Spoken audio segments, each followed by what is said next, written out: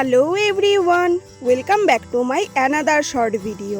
এই তো কয়েকটা দিন আগের কথা, আমার দিদি গিয়েছিল পুরীতে ঘুরতে।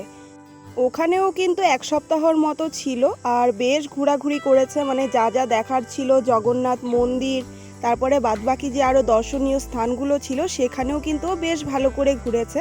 আর আসার সময় আমাদের জন্য দেখো কি কি নিয়ে এসছে।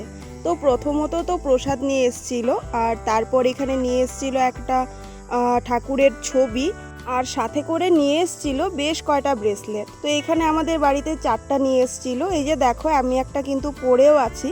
তো এগুলো আর কি ঝিনুক দিয়ে বানানো, সমুদ্রের কিনারেই বিক্রি হয়, তোমরা হয়তো অনেকেই জানো। তো তারপর এখানে চাবি রিং নিয়ে এসছিল শঙ্খ দিয়ে, এগুলো কিন্তু জল শঙ্খই হবে হয়তো। তো তারপর মা কাকি পিসি ওদের জন্য এখানে সিঁদুরদানিও নিয়ে এসছিল। আর দেখো উপরে কিন্তু জগন্নাথ ঠাকুরের মানে ছবিটা দেওয়া ছিল, মানে বেশ ইউনিক লাগছে একটা দেখতে, মানে মনেই হচ্ছে যে এগুলো কিন্তু পুরী।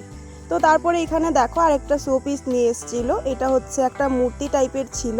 আর আমার জন্য দেখো কি নিয়ে এসছে। আমাকে কিন্তু ফোন করে আগেই বলেছিল যে আমার জন্য কি আনবে, তো আমি বলে দিয়েছিলাম যে এসব ঝিনুক বা ছোট শঙ্খ পেলে আমার জন্য নিয়ে আসতে। তো কিন্তু অনেকগুলো দেখো প্লাস্টিক ভর্তি করে নিয়ে এসেছিল। তারপর বাবার জন্য এনেছিল একটা মাসাজার। তারপরে এখানে নিয়ে এসেছিল 3টে আয়না।